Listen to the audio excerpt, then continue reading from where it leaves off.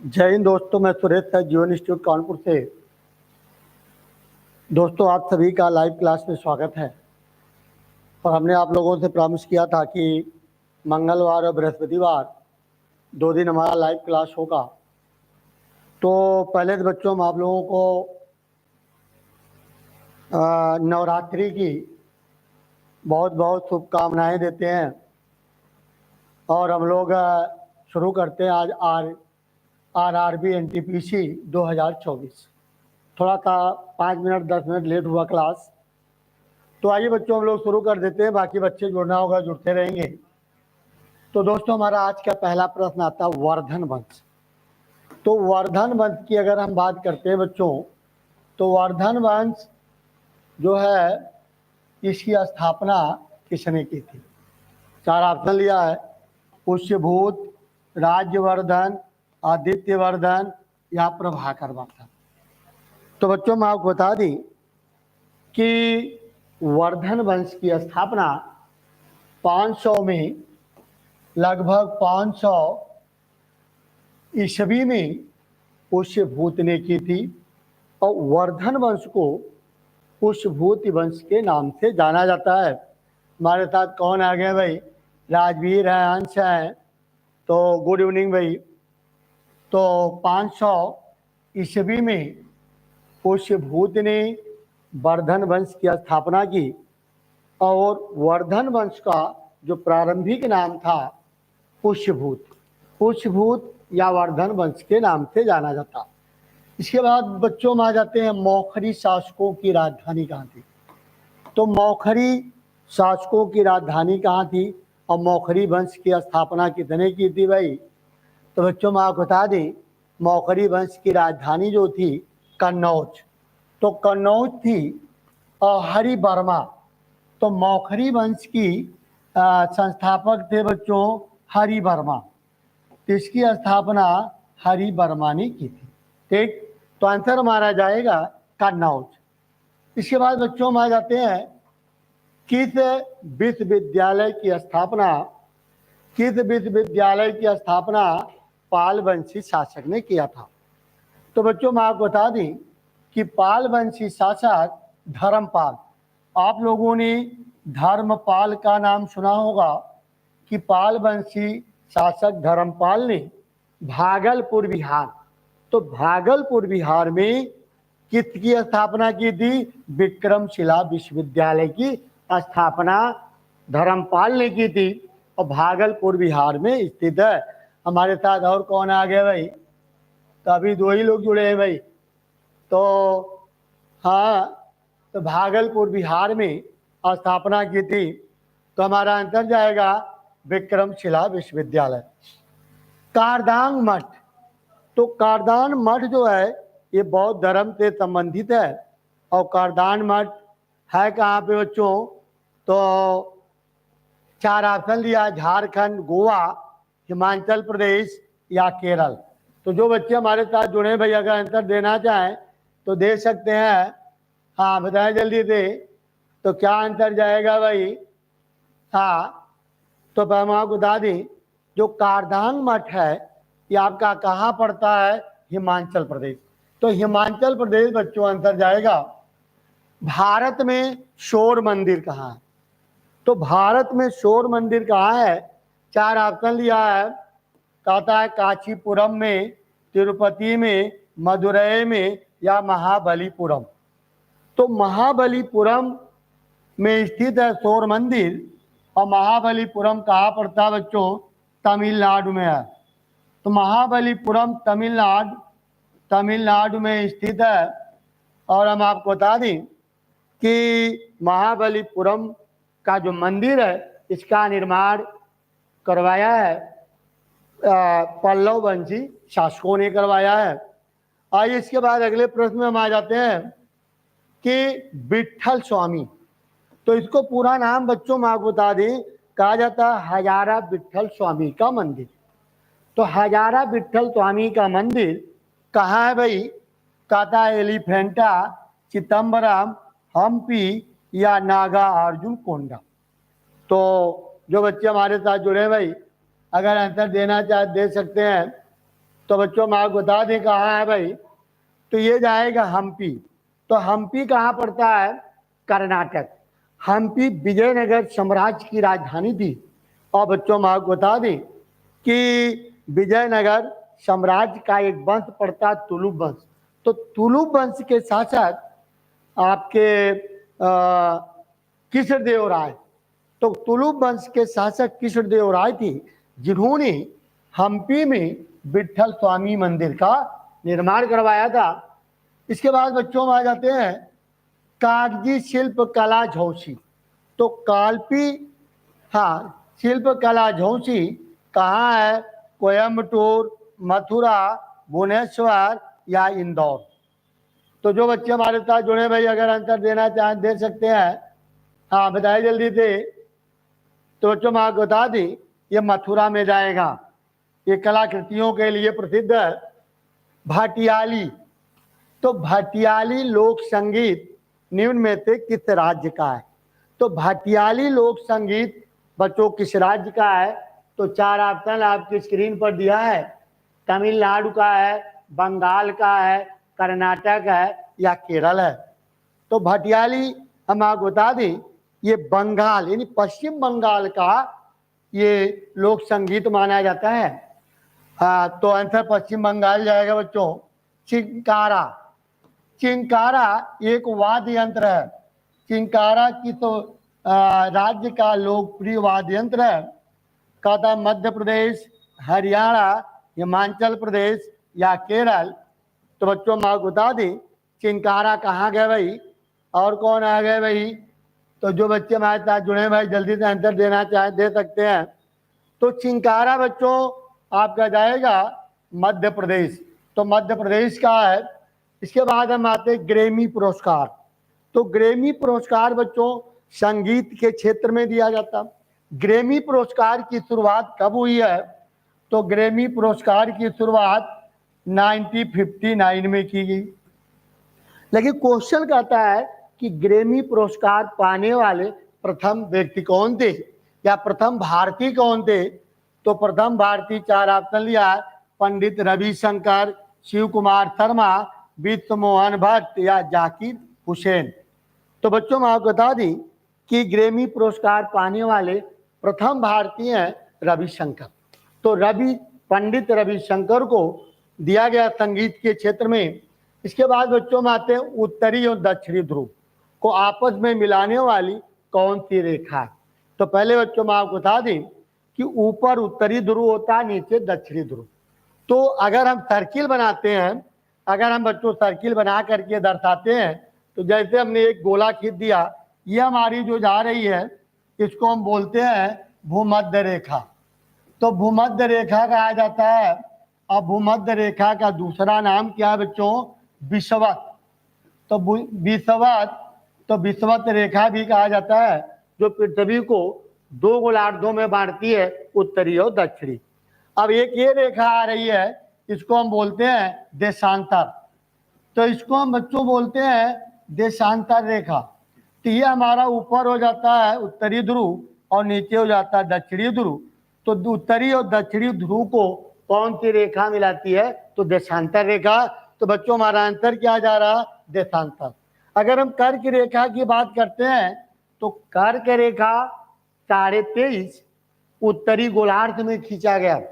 और अगर हम नीचे आते हैं 23.5 पर तो हम बोलते हैं उसको मकर रेखा। तो हमारा यह आंसर जाएगा देशांतर। इसके बाद बच्चों आते पृथ्वी पर पाए जाने वाला सर्वाधिक पदार्थ कौन था भाई? तो पृथ्वी पर पाए जाने वाला सर्वाधिक पदार्थ ऑस्मियम, प्लेटिनम, तांबा या इस्पात।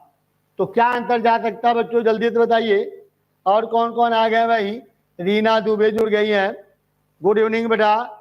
और कौन आ गया भाई?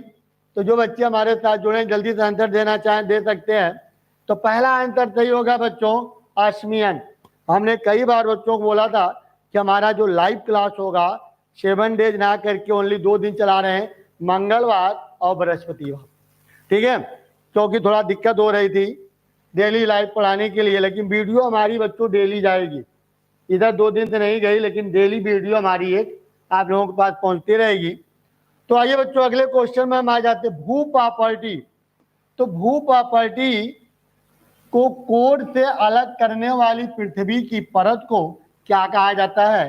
समताप कहते हैं, मेंटल कहते हैं, मैग्मा कहते हैं या काउंट्री कहते हैं।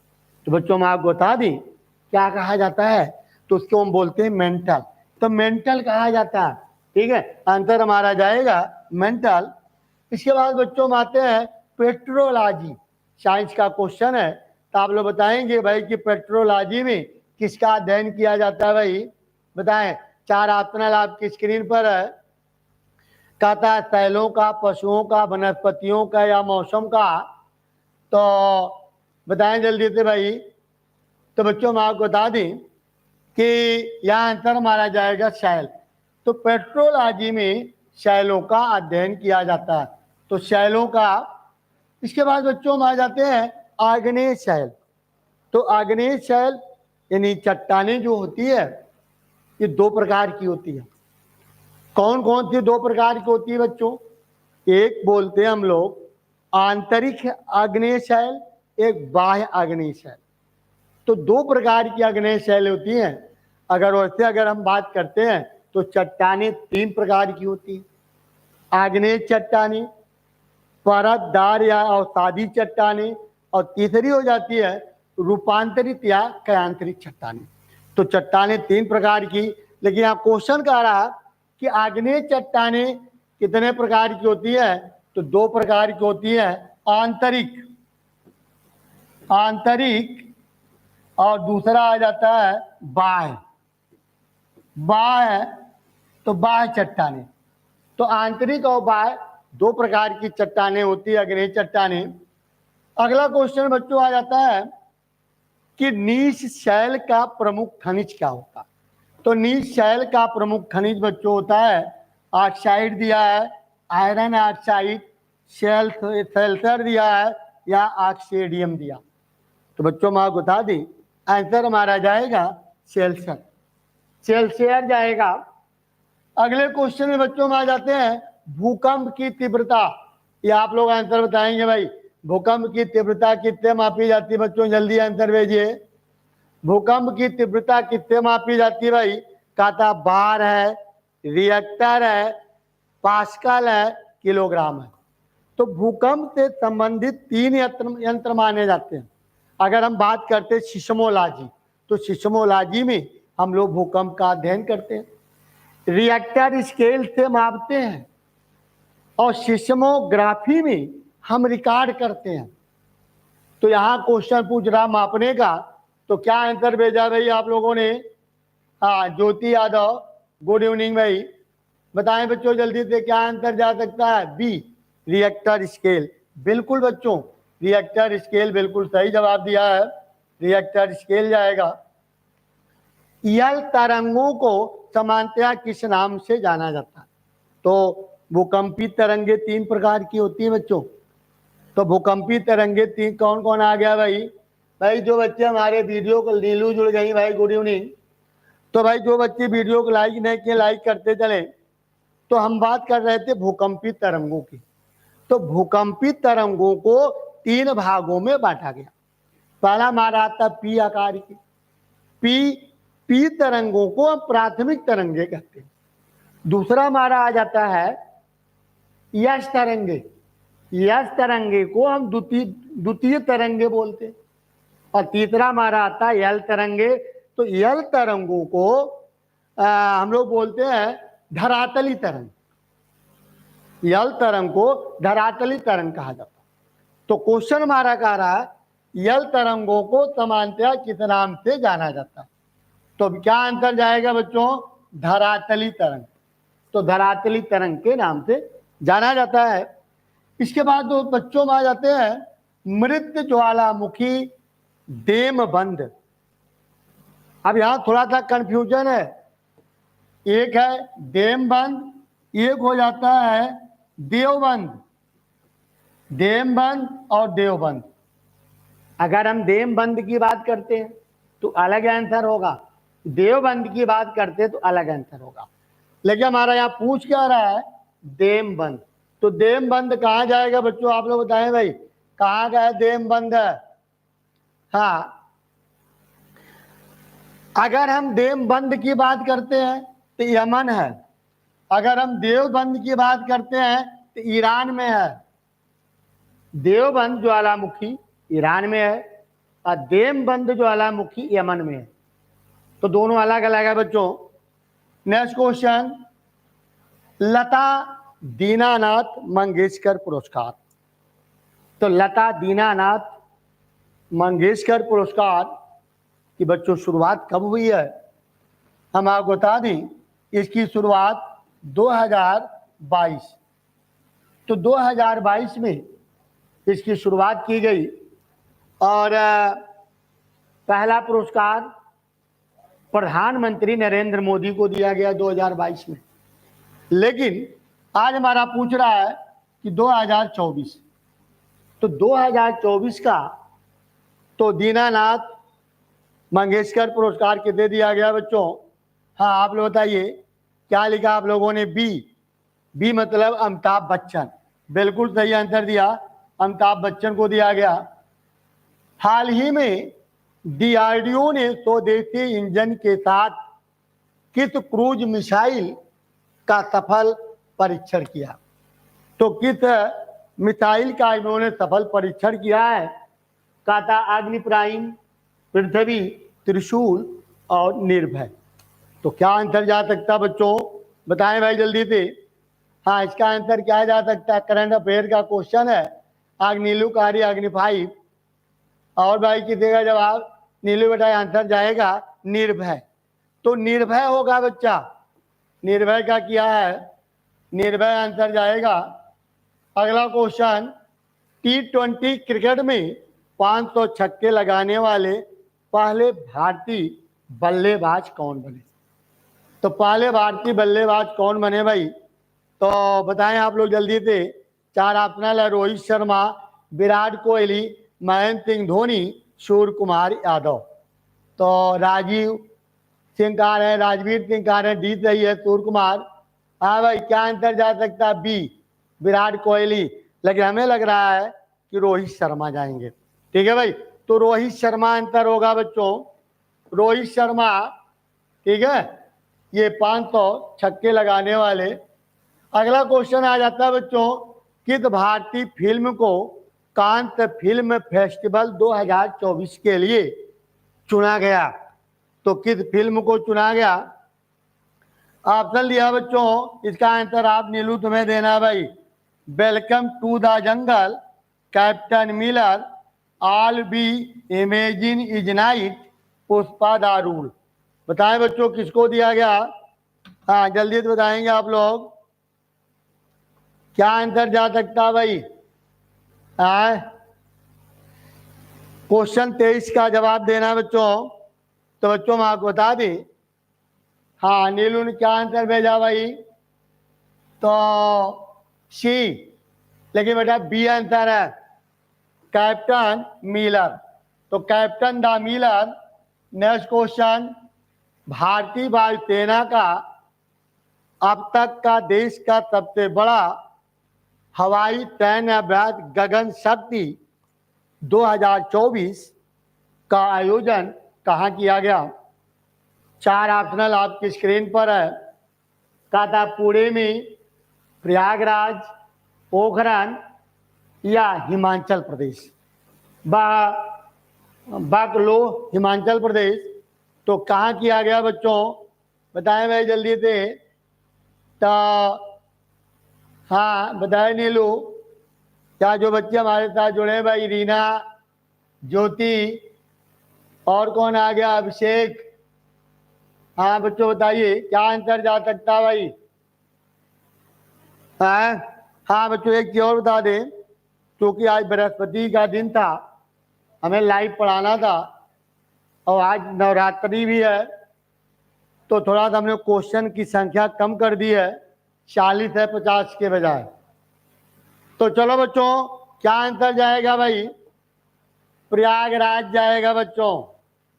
नेक्स्ट क्वेश्चन, लोकसभा चुनाव 2024 के लिए चुनाव आयोग ने किसे अपना ब्रांड एम्बेसडर बनाया? यानी मतदाता को जागरूक करने के लिए चुनाव आयोग ने 2024 में अपना ब्रांड एम्बेसडर किसे चुना भाई? कहता है चुना था अमिताभ बच्चन को, आयुष्मान खुराना, शाहरुख खान या अक्षय कुमार। तो बच्चों क्या आंसर भेज रहे हैं आप लोग भाई? हाँ, नीलू कह रहे आयुष्मान खुराना। नीलू हमें लग रहा है अमिताभ बच्चन है। ठीक है, 2024 के लिए जो ब्रांड एम्बेसडर बनाया गया यह है आयुष्मान, नहीं अमिताभ बच्चन होना चाहिए भाई। आप देख लेना, अमिताभ बच्चन को 700 टेस्ट विकेट लेने वाले दुनिया के पहले गेंदबाज कौन बने? 700 विकेट तो धर्मशाला में हिमाचल प्रदेश में जो खेला गया उसमें रिकॉर्ड बनाया है। कितने बनाया है भाई? कहा था James Anderson, Mitchell Starc, Mark Wood या मोहम्मद हसनैन। तो बच्चों क्या आंसर जा सकता है भाई? हाँ, एंडरसन। तो जेम्स एंडरसन बिल्कुल आंसर सही है, सभी ने आंसर दिया है। जेम्स एंडरसन बिल्कुल बेटा सही आंसर है। इसके बाद बच्चों में आते हैं मुंडा भाषा। तो मुंडा भाषा समूह किस परिवार से संबंधित है? तो मुंडा भाषा समूह किस परिवार से संबंधित है? 4 ऑप्शनल आपकी स्क्रीन पर है बच्चों। कहता है कि सिने तिब्बन, आस्ट्रिक्स, द्राविडियन, इंडो यूरोपियन। तो बच्चों क्या आंसर जा सकता है भाई? तो आप लोग आंसर बताएं। तो क्या आंसर यहाँ जाएगा? तो आस्ट्रिक जाएगा, सेकंड ऑप्शन सही है। इसके बाद बच्चों में आता है साराहुल। साराहुल किस राज्य की जनजातियों द्वारा मनाए जाने वाला प्रमुख त्योहार है? तो किस राज्य की जनजातियों द्वारा मनाया जाता है? झारखंड। बिल्कुल सभी बच्चों ने जो आंसर दिया है झारखंड, तो झारखंड बिल्कुल सही है, झारखंड। इसके बाद बच्चों में आ जाते हैं भारत के लिए संविधान की रचना हेतु संविधान सभा का विचार सर्वप्रथम किसने प्रस्तुत किया था? तो किसने प्रस्तुत किया था बच्चों? 4 ऑप्शनल आपकी स्क्रीन पर है। कहा था कांग्रेस पार्टी, स्वराज पार्टी या कैबिनेट मिशन या क्रिप्स मिशन। तो बच्चों क्या आंसर जा सकता है भाई? तो हम आपको बता दें कि 1934 में एम राय ने किया था।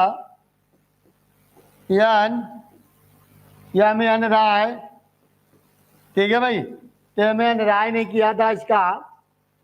तो हाँ, ये किस पार्टी से संबंधित है? तो बच्चों हम आपको बता दें कि स्वराज पार्टी। तो आंसर जाएगा स्वराज पार्टी। तो स्वराज पार्टी से संबंधित थे, तो स्वराज पार्टी होगा आंसर। अब हम आ जाते हैं भारतीय संविधान को बनाने में, यानी जब संविधान सभा के सदस्यों के लिए जो चुनाव कराए गए थे, इस समय कुल कितनी महिलाओं ने भाग लिया? तो इसमें कुल कितनी महिलाओं ने भाग लिया बच्चों? कहा था 12, 10, 14 और 15। तो क्या आंसर देंगे बच्चों आप लोग? हाँ, क्या आंसर आ रहा है भाई? बताइए आप लोग जल्दी से। 15 बिल्कुल सही है, 15। इसके बाद बच्चों हम आ जाते हैं भारतीय संविधान ने किस अनुच्छेद में राज्य कर्मचारी चयन आयोग का उल्लेख किया? तो राज्य कर्मचारी चयन आयोग का उल्लेख किस अनुच्छेद में किया है? तो 4 ऑप्शनल आपकी स्क्रीन पर है भाई। तो पहला ऑप्शन क्या दे रहा है? 315। तो बच्चों 315 ही आंसर सही है, आंसर 315 जाएगा। अगर 318 की बात करते हैं तो लोक सेवा आयोग के सदस्यों को हटाया जाना। तो हटाने का प्रावधान, ठीक है भाई, हटाना, तो हटाने का प्रावधान 318 में है।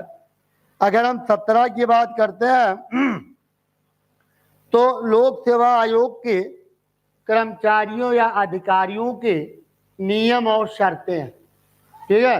17 में। तो हमारा बच्चों आंसर क्या जा रहा है 315। इसके बाद बच्चों हम आ जाते हैं भारतीय संविधान का अनुच्छेद 338 क्या वर्णित करता है। तो बताएं भाई जो बच्चे हमारे साथ जुड़े हैं, अनुच्छेद 338 क्या वर्णित करता है। कहता राष्ट्रीय अनुसूचित जाति आयोग, राष्ट्रीय अनुसूचित जनजाति आयोग, पिछड़ा वर्ग आयोग, राष्ट्रीय मानवाधिकार आयोग। तो क्या वर्णित करता है बच्चों, बताएं जल्दी से आप लोग। हाँ भाई, तो राष्ट्रीय अनुसूचित जाति आयोग। तो पहला आंसर सही है। भारत के संविधान के कौन सा अनुच्छेद संघ राज्य क्षेत्र का उल्लेख करता। तो संघ राज्य क्षेत्र किस अनुच्छेद में बच्चों, बताएं जल्दी से आप लोग। संघ राज्य क्षेत्र किस अनुच्छेद में है भाई। हाँ जल्दी से जो बच्चे हमारे साथ जुड़े जल्दी से आंसर भेजिए। तो संघ राज्य क्षेत्र ये मालूम बच्चों अनुच्छेद 1 से 4 में वर्णित है, 36 से 51 में नीति निर्देशक तत्व है, 12 से 35 में मौलिक अधिकार और 5 से 11 में नागरिकता का उल्लेख किया गया। ठीक, इसके बाद बच्चों हम आ जाते हैं व्यापार एवं आर्थिक संबंध समिति का प्रमुख कौन होता है। तो व्यापार एवं आर्थिक प्रबंधन समिति का प्रमुख कौन होता है। वित्त मंत्री, नीति आयोग, आरबीआई या प्रधानमंत्री। तो बच्चों अगर आप लोग आंसर देना चाहे तो दे सकते हैं भाई। इसका अध्यक्ष कौन होता है। तो नीलू कार्य वित्त मंत्री। और भाई किसी का जवाब नीलू बेटा वित्त मंत्री नहीं जाएगा, भारत का प्रधानमंत्री। तो भारत का प्रधानमंत्री आंसर होगा। यानी व्यापार एवं आर्थिक संबंध समिति जो है ये इसका प्रमुख होता है भारत का प्रधानमंत्री होता है। इसके बाद बच्चों में आ जाते हैं भारत के प्रथम कानून मंत्री कौन थे। तो भारत के जैसे पहले प्रधानमंत्री, पहले विदेश मंत्री, पहले रक्षा मंत्री, ठीक है भाई, जवाहरलाल नेहरू और बलदेव सिंह थे। उसी तरह से कानून मंत्री कौन थे बच्चों, बताएं आप लोग भाई। कानून मंत्री तो डॉक्टर BR अम्बेडकर थे। इसके बाद हम आते हैं भारत के किस प्रकार की सरकार है। तो भारत में किस प्रकार की सरकार है बच्चों, 4 ऑप्शन दिया है कि राजतंत्रीय है, साम्यवादी है, संसदीय है, अल्पतंत्री। तो बच्चों मैं आपको बता दें कि भारतीय जो शासन प्रणाली है वो संसदीय है। सारे पावर किसको दिए गए हैं, तो संसद को दिए गए। ठीक, नेक्स्ट पॉइंट पे हम आ जाते हैं भाई। भारत में परिसीमन आयोग, और हमने ये चर्चा कई बार की आप लोगों से कि जो लोकसभा की सीटों का जो आवंटन होता है जनसंख्या प्लस क्षेत्रफल के आधार पे होता है। तो जब किसी क्षेत्र की जनसंख्या बढ़ जाती है तो जनसंख्या प्लस क्षेत्रफल को मैनेज करने के लिए एक आयोग का गठन किया गया, वह है परिसीमन आयोग। और परिसीमन आयोग का अध्यक्ष होता है इलेक्शन कमीशन आयुक्त, यानी निर्वाचन आयुक्त होता है। तो भारत में इलेक्शन का परिसीमन आयोग का गठन कब हुआ बच्चों। 4 ऑप्शनल आपकी स्क्रीन पर भाई। परिसीमन आयोग का गठन कब हुआ है, कहता 1949, 50, 51, 52। तो बच्चों हमारा आंसर जाएगा 1952। तो 1952 में परिसीमन आयोग का गठन किया गया। भारतीयों का जीडीपी का सबसे बड़ा हिस्सा किस क्षेत्र में आता है। तो जीडीपी सबसे अधिक भारतीयों को किससे प्राप्त होता है, निर्माण क्षेत्र, सेवा क्षेत्र, कृषि क्षेत्र या विनिमय क्षेत्र। तो बच्चों मैं आपको बता दें कि सबसे अधिक अगर जीडीपी प्राप्त होता है भारतीयों को तो सेवा के क्षेत्र से। ठीक है, तो सेवा क्षेत्र आंसर होगा। स्वतंत्रता की पूर्व संध्या पर भारत का सकल घरेलू उत्पाद क्या था। तो सकल घरेलू उत्पाद क्या कितना था भाई, कहता है कि 270 लाख रुपए, 1 लाख रुपए या 2.7 लाख करोड़ या 27 लाख करोड़। तो बच्चों हम आपको बता दें कि यहाँ आंसर मारा जाएगा 2.7 लाख करोड़। तो 2.7 लाख करोड़ इसका आंसर होगा। ठीक, इसके बाद बच्चों में आ जाते हैं कि प्रथम पंचवर्षीय योजना। तो बच्चों आपको पता है कि प्रथम पंचवर्षीय योजना हाई रोड डोमर मॉडल पर आधारित है। प्रथम पंचवर्षीय योजना का कार्यकाल है 51 से 56 और इसमें प्राथमिक